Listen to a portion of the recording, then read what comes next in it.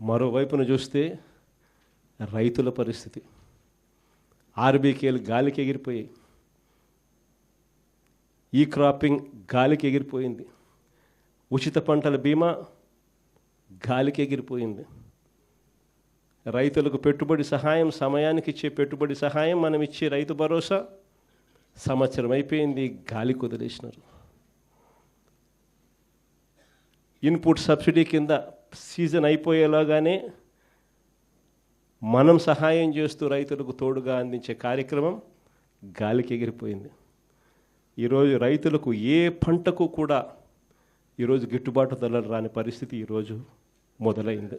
ధాన్యం అనేది ఈరోజు కొనుగోలు చేసే కార్యక్రమం ఏ రైతుకు కూడా కనీసము గిట్టుబాటు ధర ఇచ్చి ఎంఎస్పి ఇచ్చి కొనుగోలు చేసే పరిస్థితి లేదు. మన హయాంలో ఎంఎస్పీనే కాదు, జిఎల్టీ అని గన్ని బ్యాగ్సు, లేబరు, ట్రాన్స్పోర్టు అని ప్రతి ఎకరాకు 10,000 రూపాయలు అదనంగా రైతుకు జిఎల్టీ రూపకంలో మనం డబ్బులు ఇచ్చి ఏ రైతుకు ఎంఎస్పి తగ్గకుండా మనం చూసుకుంటా ఉంటే, ఈరోజు ధాన్యం దగ్గర నుంచి మొదలెడితే మిరప, చీని, టొమాటో ఏ పంట తీసుకున్నా కూడా, పొగాకు ఏ పంట తీసుకున్నా కూడా రైతుకి ఈరోజు గిట్టుబాటు ధర రాని పరిస్థితిలో ఈరోజు రైతు వ్యవసాయం జరుగుతూ ఉంది. రైతు పరిస్థితి దళారీల పరిస్థితి అయిపోయింది రైతు. మరోవైపున చూస్తే law and order, red book రాజ్యాంగం నడిపిస్తూ ఉన్నారు.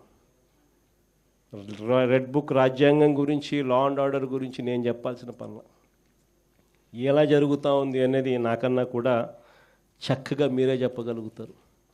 ఈరోజు చంద్రబాబు నాయుడు గారి పాలనలో జరుగుతూ ఉన్న వైఫల్యాలను, చంద్రబాబు నాయుడు గారి పాలనలో జరుగుతూ ఉన్న అన్యాయాలను ప్రశ్నిస్తే చాలు, ఆ ప్రశ్నించే గొంతు వినపడకుండా చేయడం కోసం ఏకంగా భయాన్ని సృష్టిస్తూ రెడ్ బుక్ రాజ్యాంగాన్ని నడుపుతూ ఉన్నారు. దొంగ కేసులు పెడతా ఉన్నారు, దొంగ సాక్ష్యాలను సృష్టిస్తూ ఉన్నారు. నిజంగా ఆశ్చర్యకరమైన విషయం. మన పల్నాడు నియోజకవర్గంలో చూస్తే, పల్నాడు నియోజకవర్గంలో వాళ్ళు కొట్లాడుకొని,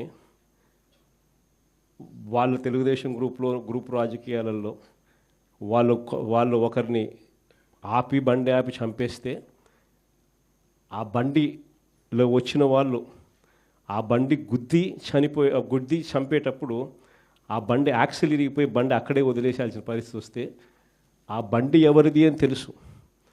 చంపేటప్పుడు సాక్షులు, ప్రత్యక్ష సాక్షులు ఎవరు చంపినారో కూడా తెలుసు. అయిపోయిన వెంటనే ఎస్పీ వచ్చి వాళ్ళు కొట్లాడుకొని చంపుకున్నారు అని చెప్పి ఎస్పీ చెప్తే, 2 రోజుల తర్వాత మన క్యాండిడేట్ని, మన ఎమ్మెల్యే క్యాండిడేట్ని దాంట్లోకి ఇరికిచ్చే కార్యక్రమం చేస్తూ ఉన్నారు. ఆశ్చర్యం కలిగించే విషయం. మాజీ మంత్రి కాకాని మొన్న ఈ మధ్యకాలంలోనే ఆయనను అరెస్ట్ చేసినారు. అది కూడా ఏంది, ఎలాంటి ఇల్లీగల్ మైనింగ్ గతంలో జరగలేదని ఒక చిన్న కేసు, ఆ కేసులో నుంచి బయటకు తీసినారు. అక్కడ ఇల్లీగల్ మైనింగ్ జరిగిందని, అప్పుడెప్పుడో జరిగిందని చెప్పి, ఆ మైన్లో జరిగిందని చెప్పి ఇప్పుడు బయటకు తీస్తూ ఉన్నారు. ఆ మైనింగ్లో అప్పుడు ఇల్లీగల్ మైనింగ్ జరగలేదు అని చెప్పి రిపోర్ట్లు ఇచ్చిన అధికారులతోనే మళ్ళా ప్లేట్ మార్పిచ్చి జరిగింది అని చెప్పి కాకాని గోవర్ధన్ అరెస్ట్ చేసినారు. 2023లో టీడీపీ కార్యాలయం మీద జరిగిన దాడట 127వ ముద్దాయి కింద ఇప్పుడు మన మంగళగిరి ఎక్స్ఎమ్మెల్యే ఆళ్ళ రామకృష్ణాడు ఇప్పుడు నిన్న ఈ మధ్యకాలంలో ఆయనను కూడా యాడ్ చేస్తున్నారు.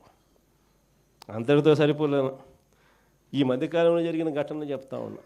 ఎప్పుడెప్పుడో నియోజకవర్గంలో జరిగినవన్నీ పాత, ఎప్పుడో సంబంధం లేని విషయాలు ఏదైనా జరిగితే చాలు దాంట్లో నుంచి ఇప్పుడు మన వాళ్ళందరినీ ఇరికిచ్చి వాళ్ళందరినీ జైలులో పెట్టించే కార్యక్రమాలు రెడ్ బుక్ రాజ్యాంగంలో చూస్తూ ఉన్నాం. ఇన్ని దారుణాలు జరుగుతూ ఉన్నా కూడా నేను మీ అందరికీ కూడా చెప్పేది ఒకటే, ఎల్లకాలం ఈ ప్రభుత్వం ఇలా సాగదు. ఈరోజు నిజంగా ఏ వర్గము కూడా సాటిస్ఫైడ్గా లేదు. చంద్రబాబు నాయుడు గారి హయాంలో ఈ ఏడాదిలో ఒక్కటంటే ఒక ఉద్యోగం రాల. పైగా ఈయన వచ్చిన తర్వాత ఉద్యోగాలు ఈయన ఊడబెరికింది ఎంతమందియో తెలుసా? 2,60,000 మంది వాలంటీర్ల ఉద్యోగాలు హూష్ కాకి. ఈయన వస్తానే 15,000 మంది ఏపీ బ్రివరేజెస్లో పనిచేస్తూ ఉన్న కాంట్రాక్ట్ ఎంప్లాయీస్ హూష్ కాకి. ఈయన వస్తానే రేషన్ షాపుల్లో రేషన్ బండ్లు పెట్టుకుని నడిపిస్తూ ఉన్న 9,800 మంది వాహనాలు, ఒక్కొక్క వాహనంలో 2 పనిచేస్తారు. 20,000 మంది ఉద్యోగాలు హూష్ కాకి ఈ మనిషి వచ్చిన తర్వాత ఉద్యోగాలు కొత్తవి ఇవ్వడం దేవుడెరుగు. కానీ ఉన్న ఉద్యోగాలు ఏకంగా 3 లక్షల పైసలకు ఉద్యోగాలు హూష్ కాకి ఈయన వచ్చిన తర్వాత ఉద్యోగస్తులు ఆ టైంలో ఉద్యోగస్తులకు ఏమేమో చెప్పి మన మీద విషం నింపి వాళ్ళందరినీ కూడా చంద్రబాబు నాయుడుకు మోసం చేసినాడు. వాళ్ళ పరిస్థితి ఏమిటి అని చెప్పి చూస్తే ఈరోజు కొత్తగా ఒక్కరికి కూడా ఇంతవరకు ఐఆర్ ఇచ్చిన పాపాన పోల. పిఆర్సీ లేదు, ఐఆర్ లేదు, 3 డిఏలు పెండింగ్, బకాయిలు పెండింగ్. ఉద్యోగస్తులు అందరూ కూడా ఈరోజు ఎందుకయ్యే తెచ్చుకున్నా మీ పెద్ద మంచి చంద్రబాబు నాయుడు అని చెప్పి తలపట్టుకుంటా ఉన్నారు. ఈరోజు ఉద్యోగస్తులందరూ కూడా చంద్రబాబు నాయుడు గారిని నమ్ముకొని ఇంతవరకు ఏ వర్గం కూడా సాటిస్ఫైడ్గా లేని పరిస్థితులు ఈరోజు రాష్ట్రంలో కనిపిస్తూ ఉన్నాయి. మరోవైపున విచ్చలవిడి కరప్షన్, ఎక్కడ ఏది వదలడంలా, ఇసుక వదలడంలా, మట్టి వదలడంలా, సిలికా వదలడంలా, క్వాడ్స్ వదలడంలా, లిఖర్ వదలడంలా. ఇంకా రాజధాని గురించి నేను చెప్పాల్సిన పనుల మన సుదీర్ఘంగా 2 గంటల సేపు చెప్పిన ఏ రకంగా కొత్త కొత్త పద్ధతుల్లో ఏదో స్కాములు చేస్తూ ఉన్నాడు అని చెప్పి. ఎక్కడ ఏది వదలకుండా విచ్చలవిడి కరప్షన్ జరుగుతూ ఉంది. ఇవన్నీ ఎందుకు చెప్తా ఉన్నాను అంటే ఇంత మంచి చేసిన మనకే ఇవన్నీ ఏవీ లేవు, మన హయాంలో లేవు. కాబట్టే మీ అన్న, మీ తమ్ముడు, మీ బిడ్డగా ఉన్న మీ జగన్ 2,73,000 కోట్ల రూపాయలు బటన్ నొక్కగలిగాడు.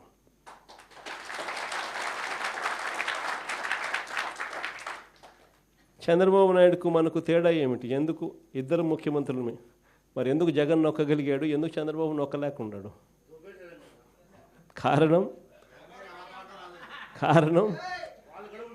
కారణం జగన్ ఆశపడింది ఏదానికో తెలుసా? జగన్ ఆశపడింది కీర్తి కోసం. చనిపోయిన తర్వాత కూడా ప్రతి ఇంట్లో బ్రతికే ఉండాలని తాపత్రయపడ్డాడు మీకు. అందుకే ఎక్కడా కూడా రాజీ పడలా. 2,73,000 కోట్లు బటన్ నొక్కగలిగాడు మీ జగన్.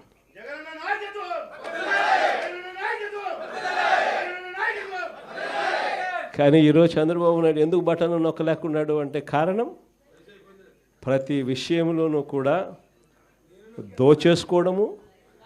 దోచేసుకున్నది పంచుకోవడము, ఇది జరుగుతూ ఉంది. రాష్ట్రానికి రావాల్సిన ఆదాయాలు కూడా ఫస్ట్ టైం తగ్గుముఖం. దేశం మొత్తం 11%, దేశం మొత్తం 13% ఆదాయాలు, దేశం మొత్తం ఆదాయాలు పెరిగితే మన రాష్ట్రంలో ఆదాయాలు కేవలం 3% పెరిగాయి.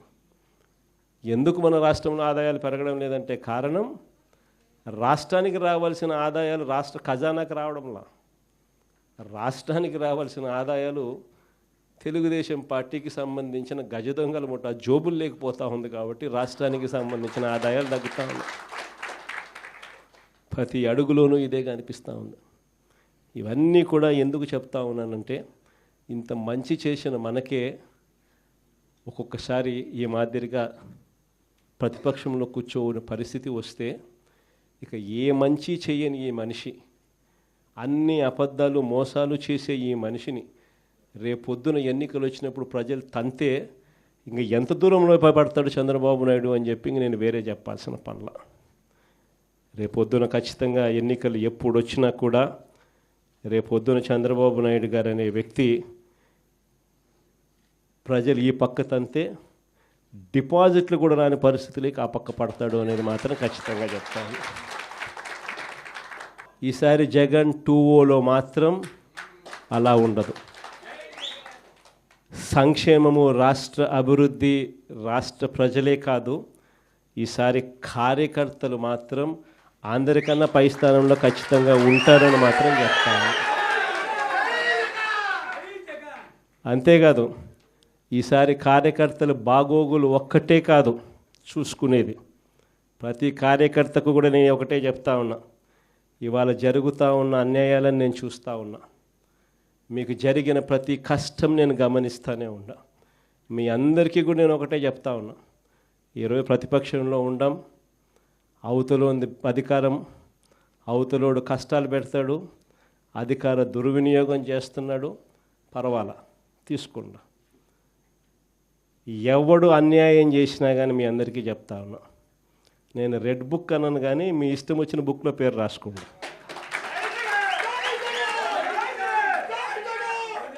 మీరు ఏ పుస్తకంలో పేరు రాసుకున్నా పర్వాలా.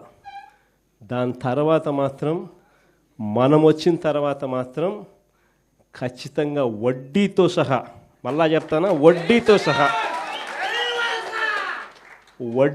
సహా రిటర్న్ గిఫ్ట్లు ఇస్తామని మాత్రం ఖచ్చితంగా చెప్తాను. చేసిన వాళ్ళు మాత్రమే కాదు, వీళ్ళతో కుట్రలు పన్నుతూ చేయించిన వాళ్ళను కూడా, చేసిన వాళ్ళు మాత్రమే కాదు, వీళ్ళతో కుట్రలు పన్నుతూ చేయించిన వాళ్ళను కూడా, సప్త సముద్రాల అవతలున్నా కూడా, రిటైర్డ్ అయిపోయి వెళ్ళిపోయినా కూడా అందరినీ తీసుకొస్తాం. తీసుకొని వచ్చి చట్టం ముందర నిలబెడతాం. అన్యాయం చేయడానికి కోసం వీళ్ళకు యూనిఫామ్ ఇవ్వాల, న్యాయంగా ధర్మంగా పాలన చేయడం కోసం యూనిఫామ్ ఇచ్చారు. మన హయాంలో ఎలా చేసాం మనం పాలన? మన హయాంలో జగనన్నకు చెబుదామని ఒక నెంబర్ ఇచ్చిన, స్పందన అని చెప్పి ప్రతి వారం కలెక్టర్ల దగ్గరికి పోయి చెప్పుకునే అవకాశం ఇచ్చినాం. అందరికన్నా అత్యధికంగా చెప్పింది ఎవరు? తెలుగుదేశం వాళ్ళే. అందరికన్నా ఎక్కువ చెప్పింది తెలుగుదేశం వాళ్ళే. జగనన్నకు చెబుదామని చెప్పి ఫోన్ చేస్తే చాలు, అవతల ఎమ్మెల్యే అడ్డుకున్నా కూడా వాళ్ళకు మంచి చేసింది మన హయాంలో జరిగింది. స్పందనలో అత్యధికంగా కంప్లైంట్ చేసింది వాళ్ళు. ఎమ్మెల్యే లాంటి వాళ్ళు అడ్డుకున్నా కూడా వాళ్ళకందరికీ కూడా వాళ్ళని కాదని మంచి చేసింది మీ జగన్. కానీ ఈరోజు ఏం జరుగుతూ ఉంది? ఈరోజు ఏం చేస్తూ ఉన్నారు? ఈరోజు నిజంగా వీళ్ళు చేస్తూ ఉన్న అన్యాయాలకు ఖచ్చితంగా వీళ్ళు వడ్డీతో సహా వీళ్ళకు అర్థమయ్యేట్టుగా జరిగితేనే రేపొద్దున ఇంకొకసారి ఈ తప్పులు చేయకుండా రాష్ట్రం బాగుపడుతుంది.